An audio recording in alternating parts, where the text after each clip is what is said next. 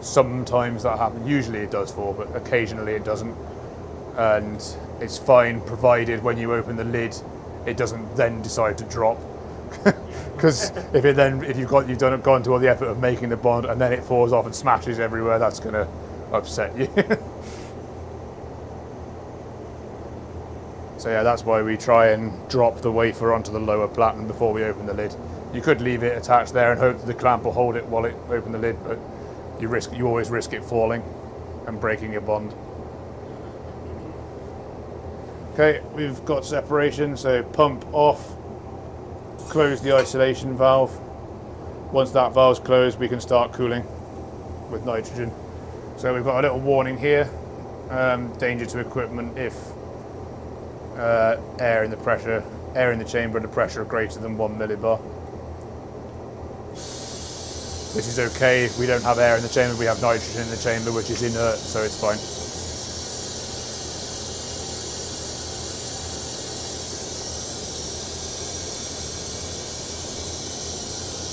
So now we're cooling down. Can we leave it like without nitrogen? Yeah, you can. Yeah, takes ages, but you can. If you get nitrogen, like tank is empty and we don't have. As things are currently set up, if the nitrogen tank is fully empty, you won't be able to use the machine because we're using nitrogen pressure to actuate valves. So you need to have, I think, at least probably 4 bar pressure in that tank for it to really work. We have to make a mark on the recipes. Yeah. Well, I mean, you don't even need to make a mark. You'll soon find out that you'll click open the gate valve, you'll hear an electrical tick, and then nothing will happen. So the electrical signal will go there, and there's no pressure to actually open the valve. You'll know then you need to change the tank. Yeah, if you don't mind, I'll go to nitrogen cool to save some time. We had one customer one time where we had to do, I think, 3 different heating and cooling phases, and they wouldn't allow us to use nitrogen to cool it down. They insisted on cooling naturally under vacuum, and it took forever. So one bond took about 54 hours for these people. So you come in one morning, like change something, leave it for 24 hours, come back the next day, change it again. 54 hours per bond. I think we charged them quite a lot.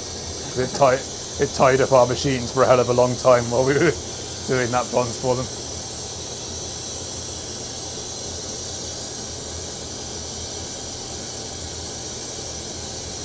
So we only need to cool with nitrogen down to 200 degrees and then we can open the lid. But obviously be aware that everything is at 200 degrees still, so it's still hot. If we get some wafer tweezers, yeah, great. What we can do then, we can take the bond out, just put it on a metal table. It'll cool down in 20 seconds. Any metal surface.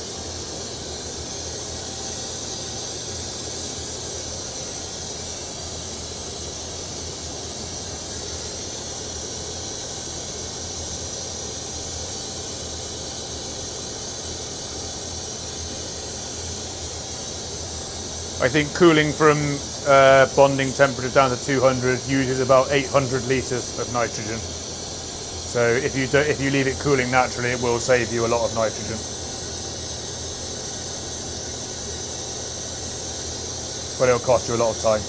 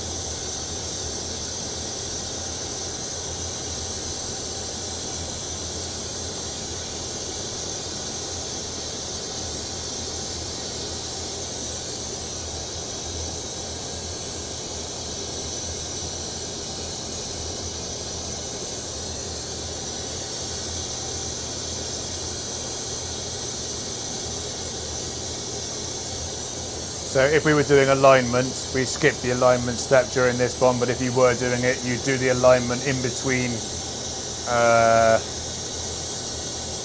You would align it, make contact, and then heat it, and then bond it.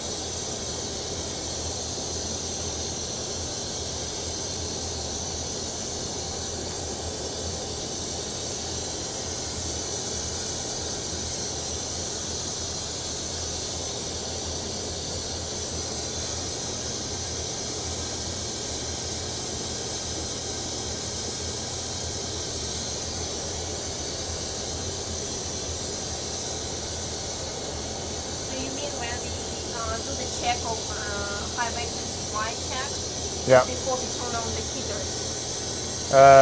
You could, in theory, you could heat them. For doing an anodic bond, if you're using visible illumination, you could heat the wafers first. It doesn't matter.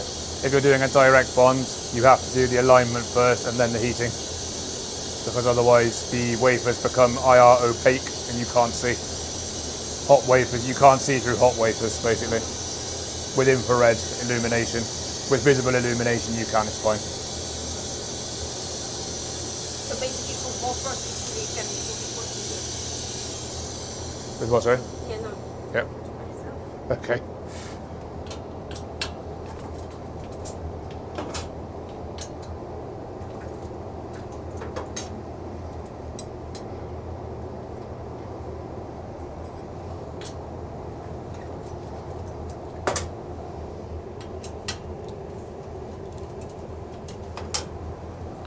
Right, I just want to prepare a little surface to put this wafer on.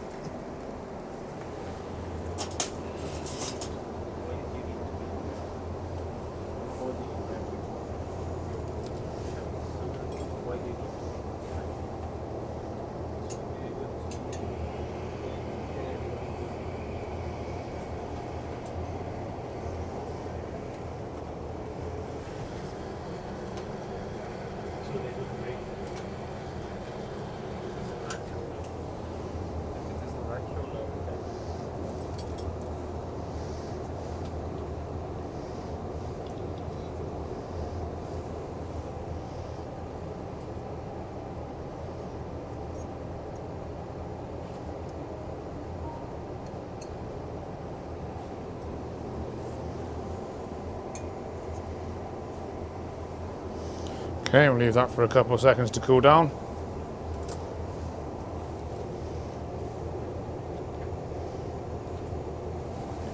So we can see on the edges here, there's a particle void there on the edge from a bit of dust.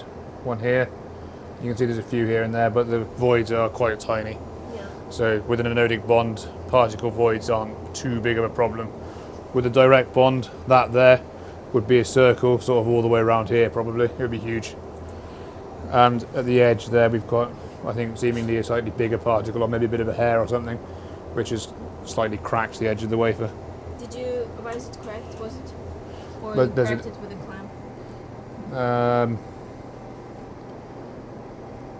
No, the clamp.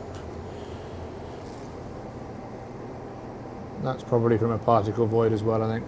Oh, I see. Also, did you do some cleaning of these wafers before this bonding? I personally did not, but our process engineers would have done. They Yeah, would so have been cleaned. These particular ones were not like nicely cleaned. They were, yeah. They were? They were cleaned in the UK, then they were transported here in this box, which was taped up. So this was all like boxed up in a clean room, and then taped up, and then put in a plastic bag, and then brought here. So they haven't. That seal hasn't been broken until right now. So these particles are from in here. Yeah, this is what I'm thinking about. Yeah, maybe one or two of them were from inside the clean room at home. There's no such thing as a perfectly clean room. It's impossible, but it's very good. Anyway, the bond has succeeded. They're bonded. Maybe you guys should have air here as well. Yeah, it's always useful having air gun to. Right before the Yeah. process.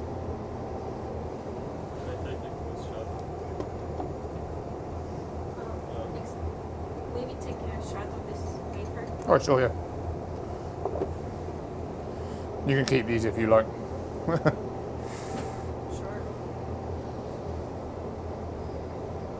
For now, I'm just going to box it up in there, but you can keep the box. I don't have any need for these bonds. so long as somebody signs the acceptance paperwork.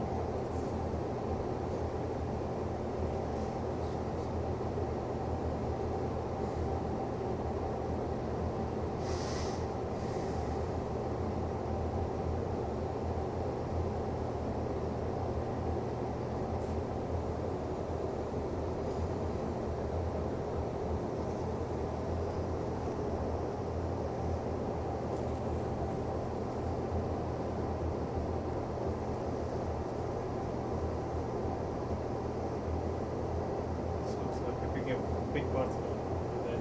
Yeah, It broke the yeah.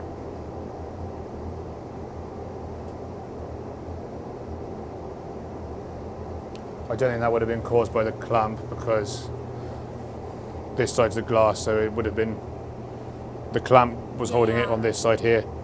That may have been from the clamp there. If there was a particle on the clamp, that may have transferred onto the wafer. This crack would have been on this side somewhere, so that's... Yeah, I can see something underneath it. It's like a little skin flake or something, perhaps.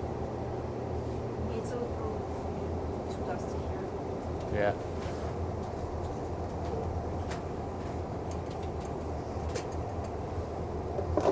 So even in here, like, an anodic bond will work. It's not completely critical, but obviously the cleaner the environment, the better quality the bond, and the fewer particle voids, the higher bond yield. Just the better everything is, the cleaner it is. So if you can maybe get those curtains down onto the floor, enough air will escape from underneath it, but you'll be able to get a bit of a positive pressure from these vents. Like I say, the ideal solution is to have solid walls with extraction, air extraction through a filter. And then obviously, yeah, just hoover up, wipe everything down, keep all the surfaces like free of, see there, this little bits of dust. Particles are the enemy. No paper, no cardboard, nothing like that inside.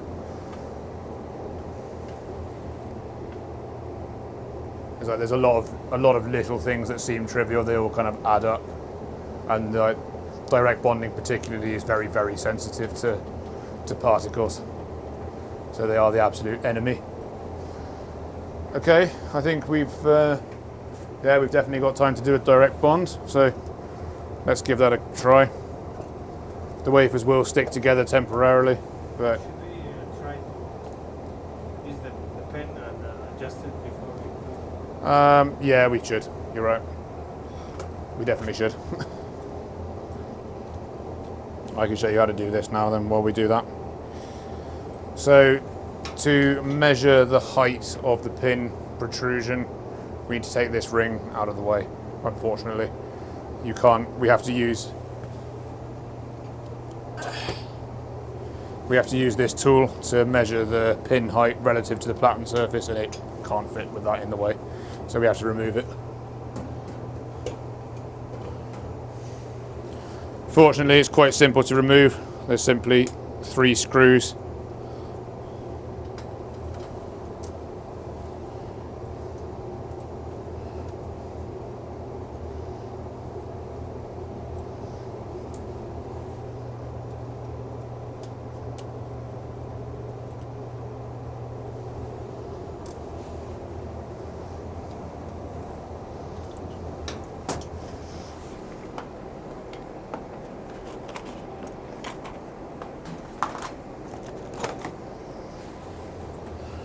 One electrical connection.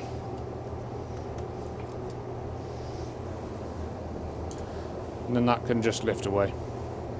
This is very fragile, so be careful what you do with it. I'm gonna just pop it on this chair for a moment. Keep it out of the way. Now, I need to close up the lid for a moment.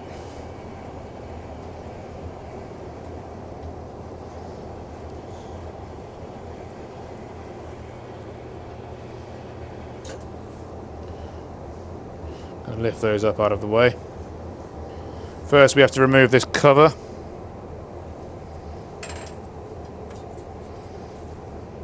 There's 2 screws at 90 degrees to each other to do that.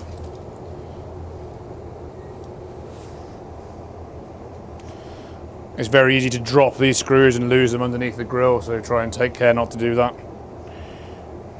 And I'm probably not going to do it, having said take care not to do it.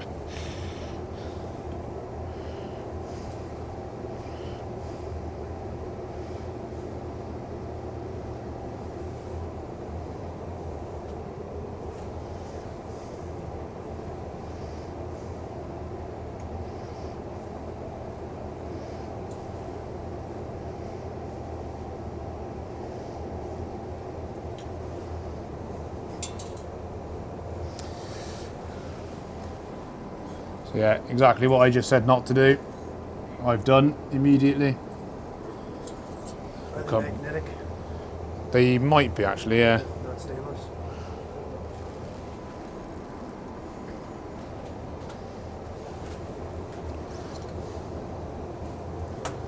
Cover lifts off.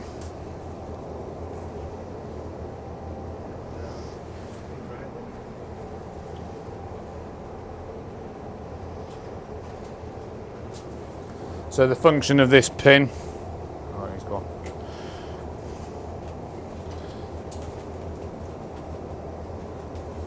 Ah.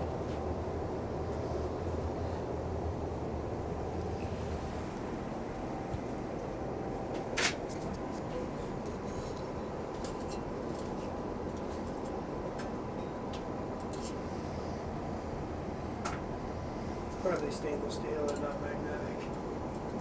It's moving. Grabbing it.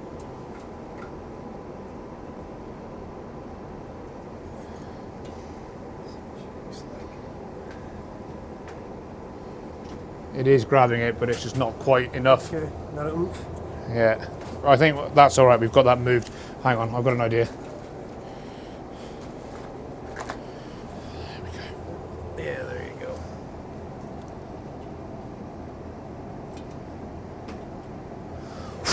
Got it. Okay, crisis averted.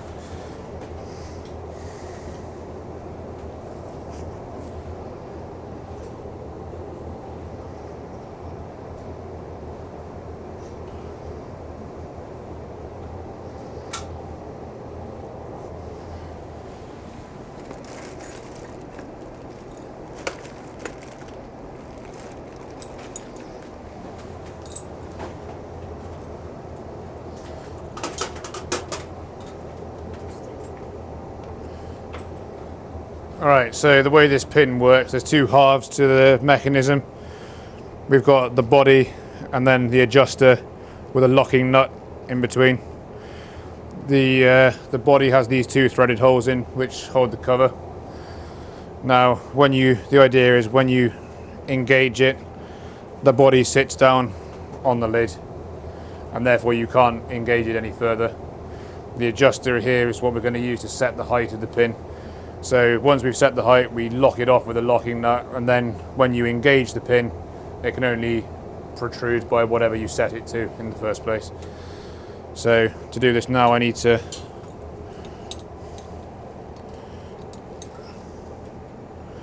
need to crack that locking nut.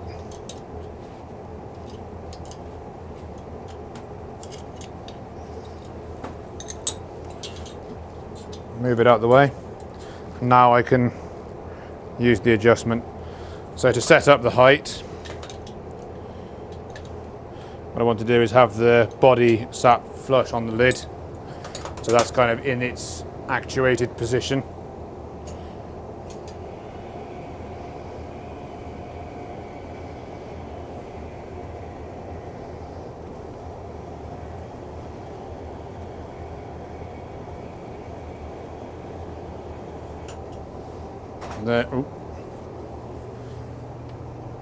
Then we can use this tool.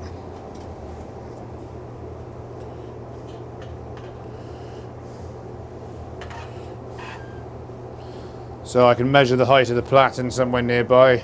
If I push the red button, it sets that to 0. And then I can reposition it on top of this pin tip.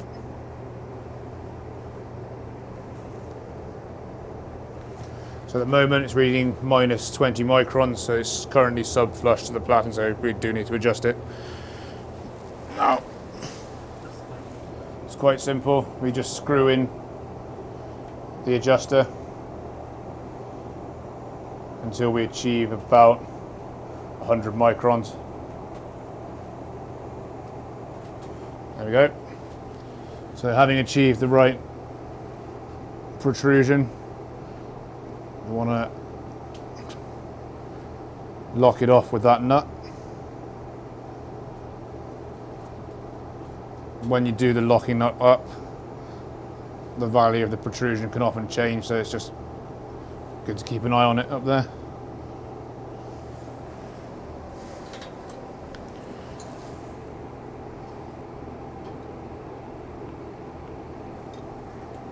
There we go, that's good and tight, that's locked.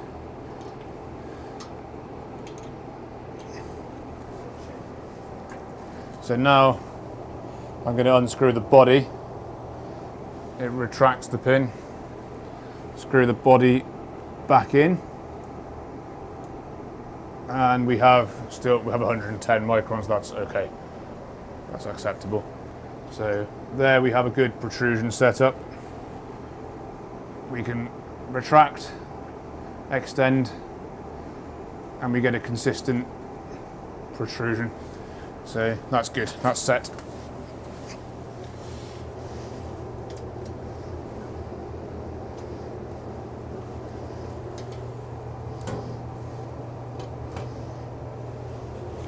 You will need some basic tools for this machine. You need a set of metric Allen keys, some screwdrivers for